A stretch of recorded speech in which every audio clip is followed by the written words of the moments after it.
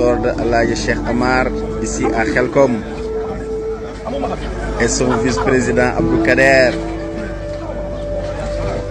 le jawrin de Khelcom et sa sortie, sa collaborateur.